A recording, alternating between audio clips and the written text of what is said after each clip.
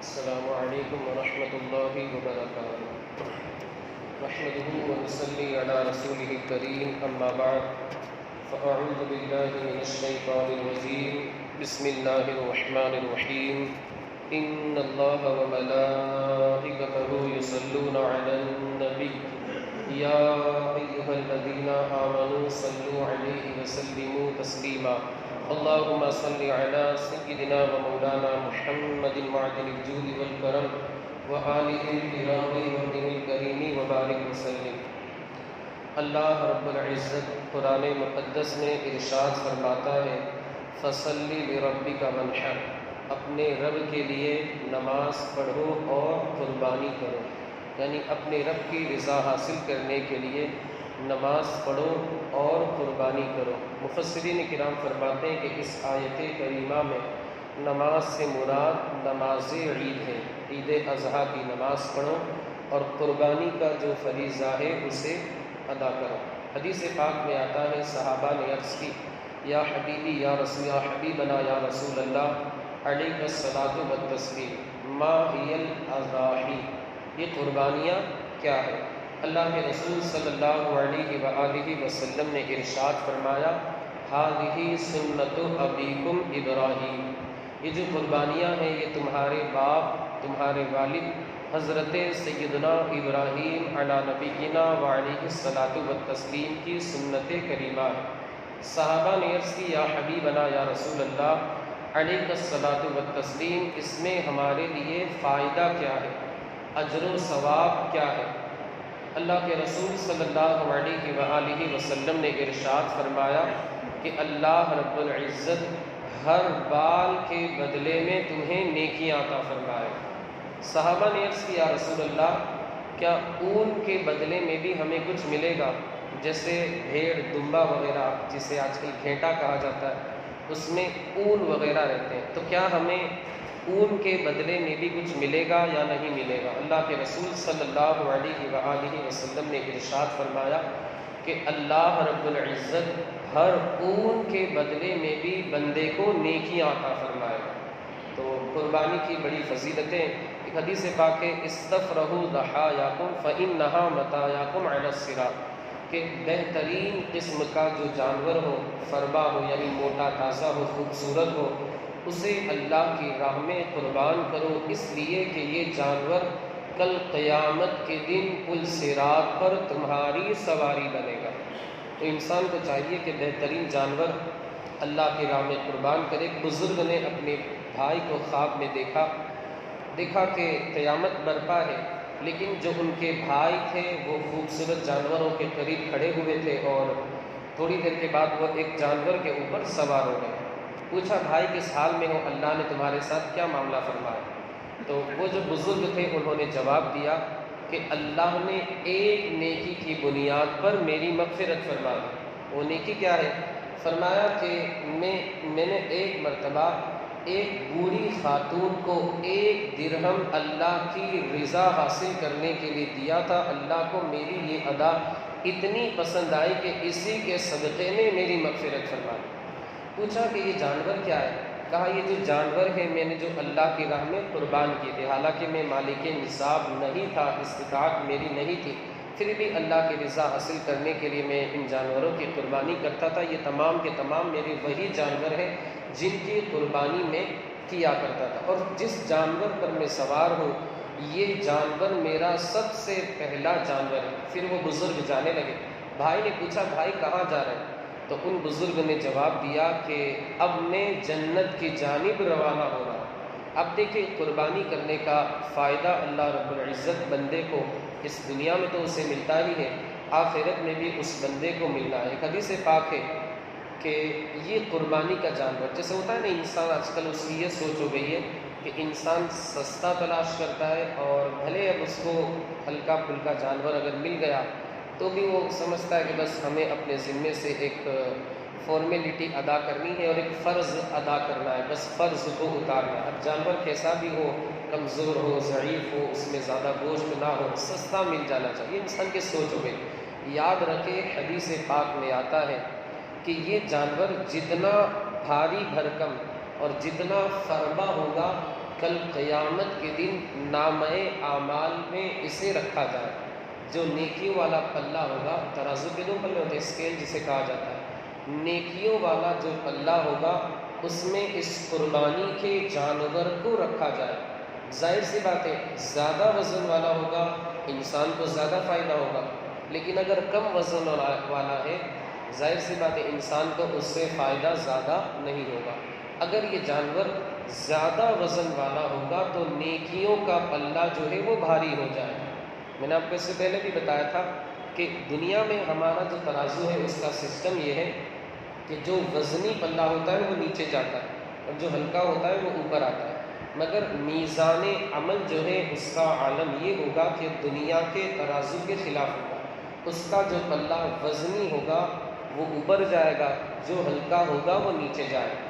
اب اگر کوئی بندہ اس نے بہترین قسم کا جانور، فربا موٹا اچھا گوشت جس کا بکرے کا تھا، اسے اللہ کی راہ میں قربان کیا، اس کا زیادہ وزن تھا، اس کے وزن کے حساب سے اس کے جو ترازو کا پلہ ہے نیکیوں والا وہ اوپر چلا جائے گا اور بندے کے گناہوں کو معاف کر دیا جائے گا. ظاہر سی بات ہے اس کا نیکیوں والا پلہ جو ہے بھاری ہو جائے گا. اور حدیث پاک میں یہ بھی آیا کہ قربانی کے ہر عضو کے بدلے جو اس کے پارٹس آف باڈی رہتے ہیں، تو انسان جس نے قربان کیا اس کے پاس بھی جسم ہے، اس کے بھی پارٹس آف باڈی ہے.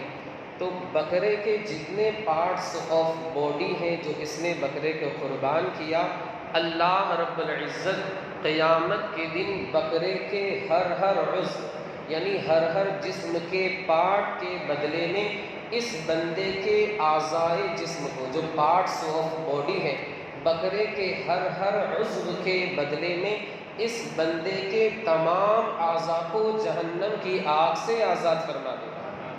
تو انسان کو چاہیے کہ بہترین قسم کا، تھوڑا سا قیمت میں زیادہ ہو کوئی مسئلہ نہیں ہے، لیکن بہترین ہو، خوبصورت ہو، موٹا ہو، وہ اللہ کی راہ میں قربان کرے، نام وغیرہ کے لیے نہیں بلکہ اللہ کی رضا حاصل کرنے کے لیے. اور سنت یہ ہے کہ ایسا بکرا ہو جو خصی کیا ہوا ہو، سینگ والا ہو، اور اس کے منہ یعنی حدیث پاک میں فرمایا گیا کہ جو سیاہی میں دیکھتا ہو، سیاہی میں کھاتا ہو، سیاہی میں چلتا ہو، سیاہی میں بیٹھتا ہو. مطلب اس کا یہ ہے کہ جس کا چہرہ سیاہ ہو اس کے پیر سیاہ ہو. سیاہی میں چلنے کا مطلب اس کے پیر جو ہے وہ سیاہ ہو. سیاہی میں دیکھنے کا مطلب اس کا منہ جو ہے وہ سیاہ ہو. اور سیاہی میں بیٹھنے کا مطلب اس کا جو پہلو ہے، ظاہر سی بات ہے وہ بیٹھے گا تو اس کا یہ والا حصہ نیچے ہوگا، تو یہ والا حصہ جو ہے وہ سیاہ ہو.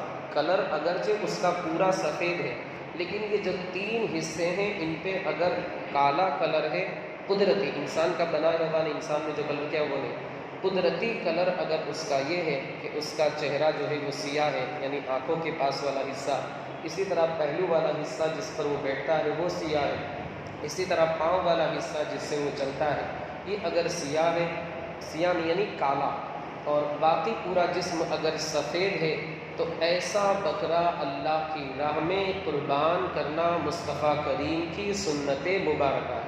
آپ یاد رکھیں، بہترین ہو، خوبصورت ہو، سینگ والا ہو، اور جس کے پیر سیاہ ہو، چہرہ سیاہ ہو یعنی کالا ہو، اور جو پہلو ہے وہ کالا ہو، ایسا جانور اللہ کی راہ میں قربان کرنا یہ مصطفیٰ کریم کی سنت مبارکہ ہے. اب اس کے فوائد تو آپ جانتے ہیں، بکرا جس سے آپ نے خریدا اس کو فائدہ، آپ گوشت وغیرہ غریبوں میں تقسیم کریں گے ان کا فائدہ، اس کا چمڑا جو ہے اسے کام میں لیا جائے گا، چارہ آپ نے خریدا چارے والے کا فائدہ، یعنی فائدہ ہی فائدہ ہے. لوگ اسے مطلب غلط تصور کرتے ہیں، مگر اس میں بہت سارے لوگوں کا فائدہ ہوتا ہے.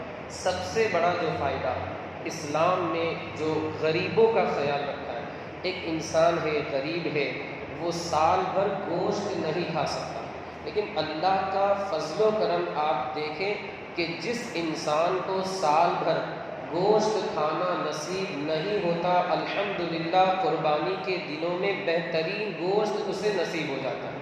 یہ اللہ کا فضل و کرم ہے، سب سے بڑا فائدہ، کیونکہ اسلام نے صرف امیروں کا خیال رکھا ہے ایسا نہیں، بلکہ اسلام نے سب سے پہلے غریبوں کا خیال رکھا ہے. زکوٰۃ وغیرہ نکالنی ہے، صدقہ نکالنا ہے، قربانی کا جو گوشت ہے وہ غریبوں میں تقسیم کرنا ہے، تو سارے لوگوں کا اسلام نے جو ہے وہ خیال رکھا ہے. روزہ اس لیے مشروع کیا تاکہ امیر کو بھی پتہ چلے کہ میں روزہ رکھ کر کے بھوکا رہتا ہوں، جب میری بھوک کا یہ عالم ہے کہ میں مغرب کے بعد میری بیٹری ڈاؤن ہونے لگتی ہے تو ایک غریب جو بیچارہ سال بھر بھوکا رہتا ہے اس کی بھوک کا عالم کیا ہوگا. روزے کی حکمت یہ تاکہ امیر کو بھی پتہ چلے. خیر باتیں لمبی ہو جائے گی. میں عرض کروں کہ قربانی کس کے اوپر واجب ہے. تو یاد رکھیں قربانی واجب ہونے کی 4 یا 5 شرطیں ہیں. سب سے پہلے مسلمان ہونا، لہٰذا غیر مسلم پر قربانی واجب نہیں. دوسرا یہ کہ وہ بندہ مقیم ہو یعنی مسافر نہ ہو. مقیم کے اوپر قربانی واجب. یہ جو قربانی کے 3 دن ہوتے ہیں 10، 11 اور 12، اگر ان 3 دنوں میں بندہ باہر ہے، حالت سفر میں ہے، اس بندے کے اوپر قربانی واجب نہیں ہوگی. اس لیے کہ قربانی کے واجب ہونے کی ایک شرط مقیم ہونا، ایک شرط ہے آزاد ہونا. آج کل تو سارے لوگ آزادی غلامی وغیرہ کا زمانہ ختم ہو. ایک شرط ہے بالغ ہونا. نابالغ کے اوپر قربانی واجب نہیں ہے، نہ تو اس کے مال میں سے قربانی واجب ہے، نہ اس کی طرف سے باپ کے اوپر قربانی واجب ہے. البتہ اگر بندہ یہ چاہتا ہے کہ میرے جو نابالغ بیٹے ہیں یا بیٹیاں ہیں ان کی طرف سے میں کر دوں تو یہ عمل اس کے لیے بہتر ہے. یعنی نابالغ پر واجب نہیں ہے لیکن اس کی جانب سے قربانی کر دی جائے تو یہ بہتر ہوگا. چوتھی شرط جو ہے وہ مالک نصاب ہونا. یہ مالک نصاب اور زکوٰۃ والا مالک نصاب دونوں میں تھوڑا سا فرق ہے. زکوٰۃ کے لیے یہ شرط ہے کہ اس میں 1 سال گزرنا ضروری ہے.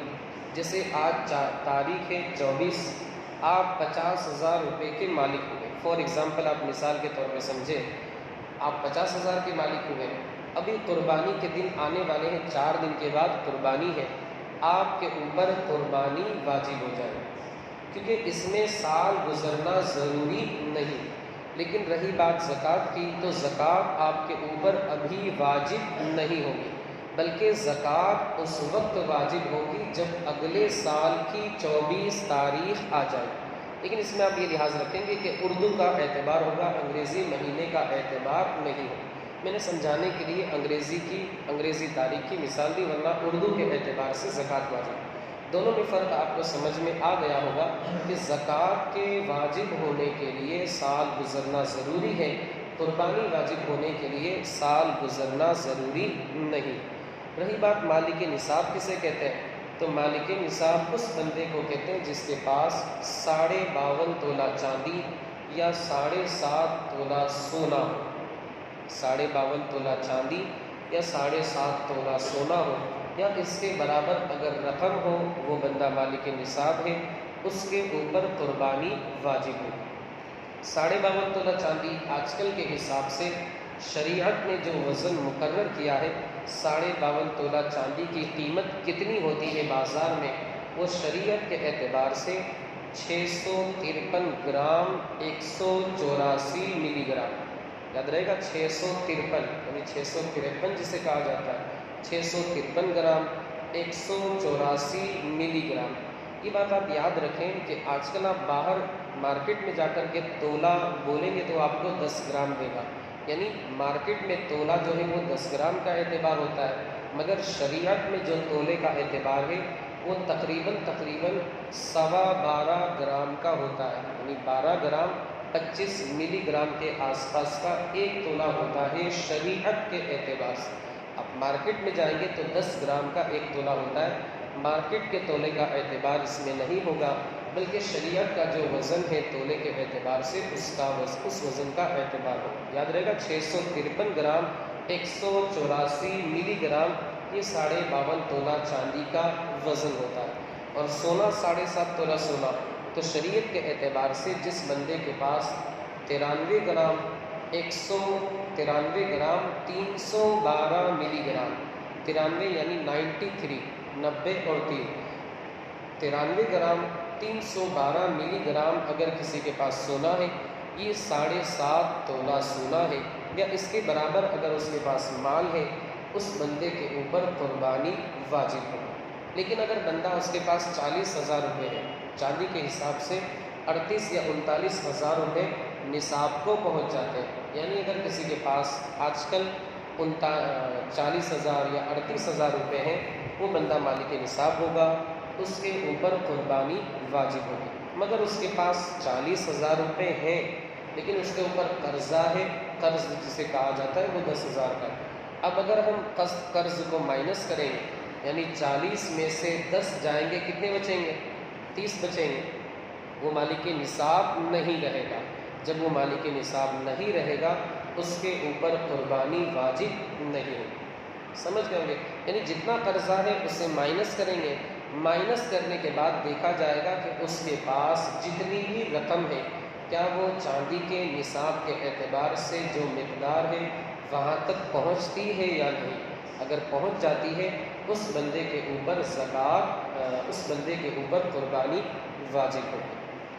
عورت ہے، اس کا مہر شوہر کے ذمے باقی ہے۔ ویسے تو الحمدللہ یہاں جتنے نکاح ہوتے ہیں کیش بھی رہتا ہے، لیکن اگر عورت کا مہر شوہر کے ذمے باقی ہے اور مرد جو ہے وہ مالدار ہے لیکن اس نے مہر کی رقم ابھی ادا نہیں کی ہے اور اتفاق سے عورت جو ہے وہ مالک نصاب نہیں ہے، تو عورت کے اوپر قربانی واجب نہیں ہو۔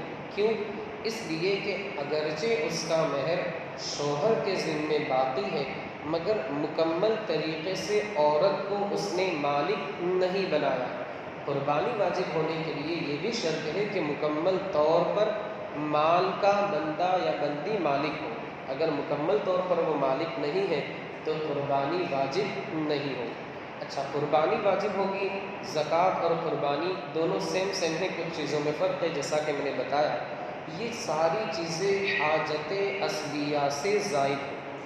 یہ ساری چیزیں حاجت اصلیہ سے زائد ہیں۔ حاجت اصلیہ کا مطلب ضرورت کی چیزیں۔ ایک بندہ ہے، اس کے پاس 1 کروڑ روپے کا بنگلہ ہے یا گھر ہے مگر اس کے پاس ایک پھوٹی کوڑی بھی نہیں ہے، نہ تو سونا ہے نہ چاندی ہے نہ کیش ہے، اس بندے کے اوپر نہ تو قربانی واجب ہے نہ زکوٰۃ واجب ہے۔ کیوں؟ 1 کروڑ کا اگرچہ بنگلہ ہے، 1 کروڑ کا اگرچہ گھر ہے اس بندے کے پاس، لیکن یہ اس کی ضرورت کی چیز ہے۔ اگر اس کے پاس گھر نہیں ہوا تو کہاں رہے گا؟ اس کو جا کر کے برج کے نیچے یا روڈ پر جا کر فٹ پاتھ پہ سونا پڑے گا، آرام کرنا پڑے گا۔ تو یہ جو گھر اگرچہ اس کا 1 کروڑ کا کیوں نہ ہو، 1 ارب کا کیوں نہ ہو، اس کے اوپر قربانی اس گھر کی وجہ سے واجب نہیں ہوگی۔ اس کے علاوہ اس کے پاس مال جو ہے جو نصاب کی مقدار پر پہنچ جاتا ہے اس کے اوپر قربانی واجب ہوگی۔ اسی طرح ایک بندے کے پاس 2 مکان ہیں، ایک مکان جو ہے وہ گرمی کے لیے ہے، ایک مکان جو ہے وہ ٹھنڈی کے لیے، سردی کے لیے، تو ایسی صورت میں بھی اس کے اوپر قربانی واجب نہیں ہوگی اگر اس کے پاس ایکسٹرا پیسے، سونا چاندی وغیرہ نہیں ہے۔ گھر کی وجہ سے قربانی واجب نہیں ہوگی کیونکہ اس کی ضرورت کی چیز ہے۔ ایک بندہ ہے، اس کے پاس کار ہے، مثال کے طور پہ رینج روور ہے، اسکوڈا ہے، BMW ہے اور مرسیڈیز ہے، اوڈی ہے، بہت ساری اس کے پاس گاڑیاں ہیں ماشاءاللہ۔ تو ان گاڑیوں کی وجہ سے قربانی واجب نہیں ہوگی۔ یعنی اس کا گھر ہے اور یہ ساری کار وغیرہ ہے، بائک ہے، اور اس کے پاس کیش کچھ بھی نہیں ہے، نہ تو سونا ہے نہ چاندی ہے نہ کیش رقم ہے، اس بندے کے اوپر قربانی واجب نہیں ہوگی۔ کیوں؟ کیونکہ یہ ساری جو چیزیں اس کی ہے، سواری کی گاڑی وغیرہ، یہ اس کی ضرورت کی چیز ہے۔ اگر یہ گاڑیاں وغیرہ نہ ہو یا گاڑی وغیرہ نہ ہو اس بندے کے پاس تو اس کا کام نہیں چلے گا۔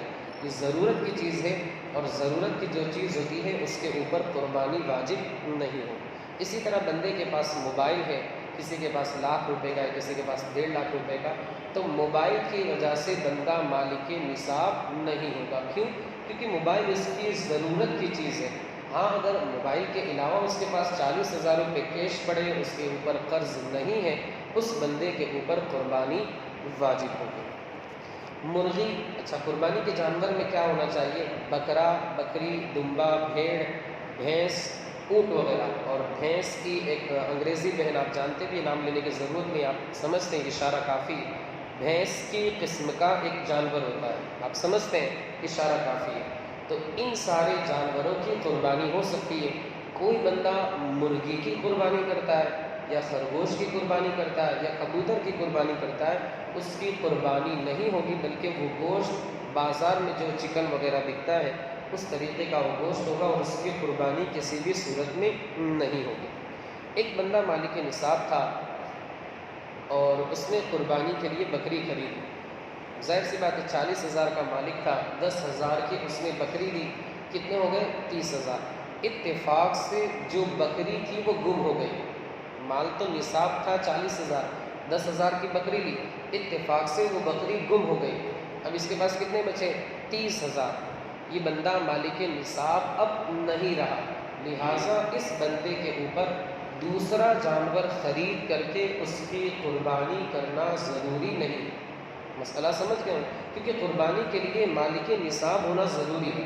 مالک نصاب تھا، جانور خریدا، ظاہر سی بات ہے جانور خریدا، 40,000 کا مالک کا، 10,000 کا جانور خریدا، 30,000 بچے، اتفاق سے وہ جانور گم ہو گیا، اس کے پاس کتنے بچے؟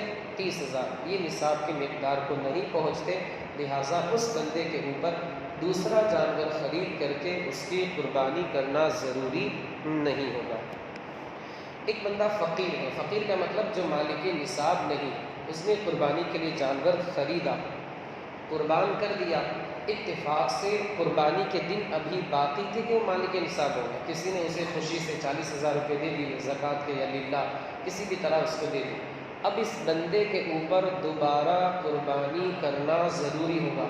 یہ بات آپ یاد رکھیں، ایک بندہ ہے مالک نصاب نہیں ہے، اس نے ایک قربانی کے لیے جانور خریدا، قربانی کر دی، اتفاق سے ابھی 2 دن باقی تھے قربانی کے کہ وہ بندہ مالک نصاب بن گیا، کسی نے لا کر اسے 50,000 روپے دے دیے، 60,000 روپے دے دیے، یہ بندہ مالک نصاب ہو گیا، اس بندے کے اوپر دوبارہ قربانی کرنا ضروری ہوگا۔ کیوں؟ کیونکہ پہلے جو تھا وہ واجب نہیں تھا، لیکن اب جو کر رہا ہے یہ اب واجب ہو گیا، لہٰذا اس کے اوپر دوسری قربانی کرنا ضروری ہوگا۔ بڑا اگر جانور ہے جیسے بھینس وغیرہ، اونٹ وغیرہ، تو اس میں گوشت جو ہے وہ وزن وغیرہ سے تقسیم کیا جائے، جیسے ایک بھینس وغیرہ ذبح کی گئی اور اس کا گوشت نکلا 70 کلو، 70 کلو اس کا گوشت نکلا، تو 10-10 کلو 60 حصوں میں برابر برابر تقسیم کیا جائے۔ یہ نہیں ہو سکتا کہ آپ میرے حصے کا لے لینا، ارے چلتا ہے 1-2 کلو ادھر کا ادھر، یہ ہرگز نہیں آپ کر سکتے، آپ کا حق نہیں ہے، یہ شریعت کا حق ہے۔ ہاں آپ لے لیجئے، قبضہ کر لیجئے، اب آپ جو بھی آپ کا شریک ہے اسے آپ دے سکتے ہیں، کسی فقیر کو دے سکتے ہیں، ایک مرتبہ قبضہ کرنا ضروری ہے۔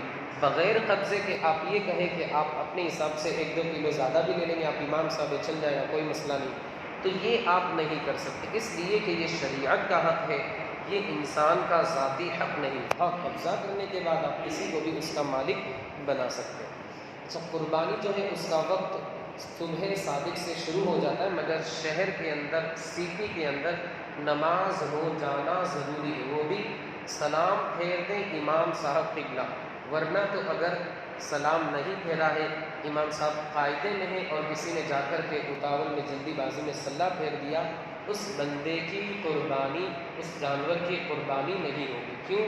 اس لیے کہ نماز سے فارغ ہونا ضروری ہے۔ اگر ایک سلام پھیر دیا، جا کے اس نے سلام پھیر دیا، قربانی ہو جائے گی، لیکن ابھی قاعدے میں ہے اور جا کر کے جانور کو ذبح کر دیا، اس کی قربانی نہیں ہوگی، بلکہ وہ بازار میں جیسا گوشت ملتا ہے اس گوشت کی وہی حیثیت ہوگی۔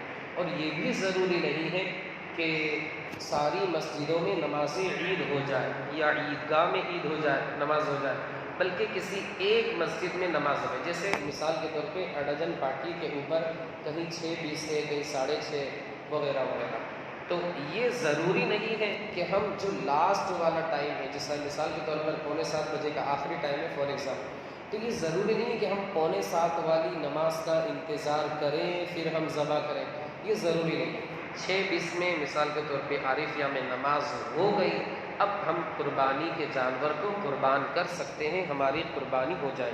ایک خاص مسئلہ میں نے کل بھی بتایا تھا، ان 4 دنوں میں روزہ رکھنا منع ہے، 10، 11، 12، 13 اور ایک عید الفطر کا روزہ، کیونکہ یہ اللہ کی طرف سے مہمان نوازی کے دن ہوتے ہیں، ان میں روزہ رکھنا جو ہے وہ حرام ہے، حدیث پاک میں منع کیا گیا ہے۔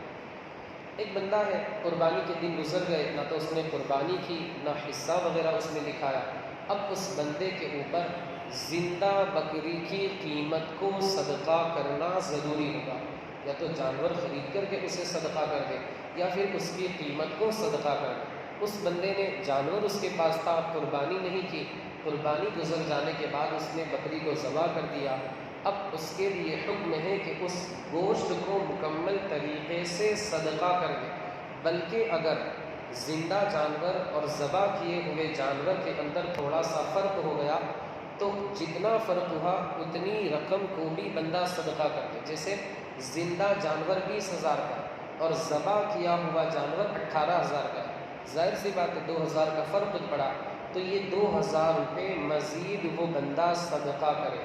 اس لیے کہ قربانی کے دنوں میں جانور کو قربان کرنا ضروری ہے. کوئی مالک نصاب تھا، اس نے قربانی نہیں کی تو یا تو زندہ بکری صدقہ کر دے یا بکری کی جو قیمت ہوتی ہے اسے صدقہ کر دے. اچھا، بہت سارے حضرات سوال کرتے ہیں کہ مرحوم کی طرف سے قربانی کرنا. تو ایک ہوتا ہے مرحوم نے وصیت کی تھی کہ میری طرف سے قربانی کر دینا، اور ایک ہوتا ہے کہ وصیت وغیرہ نہیں تھی، ہم چاہتے ہیں کہ جب ہم خود ثواب میں شریک ہو رہے ہیں تو ہمارے جو مرحومین ہیں انہیں بھی ہم ثواب میں شریک کریں. تو پہلی والی جو صورت ہے یعنی وصیت کی تھی آپ قربانی کر رہے ہیں تو اس گوشت کو آپ نہیں کھا سکتے، کسی مالدار کو نہیں کھلا سکتے، کسی سید صاحب کو نہیں کھلا سکتے. دونوں صورتوں میں آپ کو میں بتا رہا ہوں. یعنی وصیت کی تھی مرحوم نے، اب آپ قربانی کر رہے ہیں تو اس جانور کا گوشت نہ تو آپ کھا سکتے ہیں، نہ مالدار کھا سکتا ہے، نہ کسی سید کو آپ دے سکتے ہیں. ہاں، اگر آپ اپنی طرف سے یہ چاہتے ہیں کہ ہم ایصال ثواب، ہمارے جو مرحومین ہیں انہیں ہم ایصال ثواب کریں، ان کو ہم ثواب پہنچائیں، اس نیت سے آپ کر رہے ہیں تو اس قربانی کے جانور کا گوشت آپ بھی کھا سکتے ہیں، مالدار کو بھی کھلا سکتے ہیں، سید سادات کو بھی آپ دے سکتے ہیں. دونوں میں فرق ہے، اسے آپ خاص یاد رکھیں.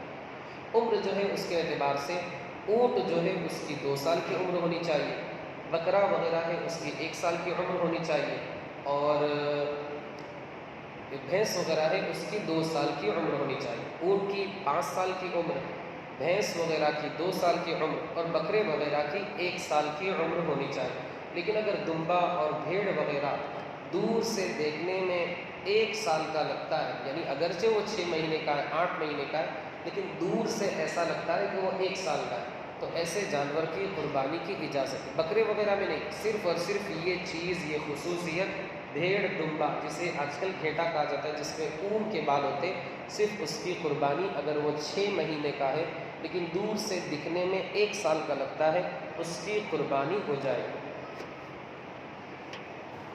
بس آخری بات عرض کر کے اپنی گفتگو کو ختم کر دوں کہ قربانی میں سب سے افضل، میں نے آپ کو بتایا حدیث شریف سے بھی اس کا ثبوت ہے، خود ہمارے حضور کی سنت ہے، خصی بکرا یہ سب سے افضل ہے جو سینگ والا ہو، خوبصورت ہو، یہ سب سے افضل ہے. ویسے سارے جتنے بھی جانور ہیں ان سب میں بکرے کو چھوڑ کر کے ایک ہوتا ہے میل اور ایک ہوتا ہے فیمیل، جسے نر اور مادہ کہا جاتا ہے. تو جو نر ہے وہ کرنا، جو مادہ ہے وہ کرنا افضل ہے. یعنی فیمیل کی قربانی کرنا یہ کیا ہے؟ افضل. یعنی اونٹنی اونٹ کے مقابلے میں، اور بھینس جو ہے، جو بھینس میل ہوگا اس کے مقابلے میں فیمیل والی جو بھینس ہے وہ کرنا افضل ہے. اسی طرح بکرے کے مقابلے میں بکری کی قربانی کرنا افضل ہے. لیکن اگر خصی بکرا ہے تو وہ بکری سے، اس کی قربانی جو ہے بکری کے مقابلے میں خصی بکرے کی قربانی کرنا افضل ہے. یہ آپ قاعدہ یاد رکھیں کہ جانوروں میں 2 ہوتے ہیں، ایک تو میل فیمیل، نر اور مادہ. تو جو مادہ ہے یعنی فیمیل، اس کی قربانی کرنا افضل ہے. لیکن اگر بکرا خصی ہے تو اس کی قربانی بکری کے مقابلے میں یہ کرنا افضل ہے. عیب وغیرہ کے تعلق سے باتیں ہیں انشاءاللہ کل مختصر طریقے سے بیان کی جائے گی. ماشاءاللہ آپ نے شرکت کے درس میں، اللہ آپ کو جزائے خیر عطا فرمائے.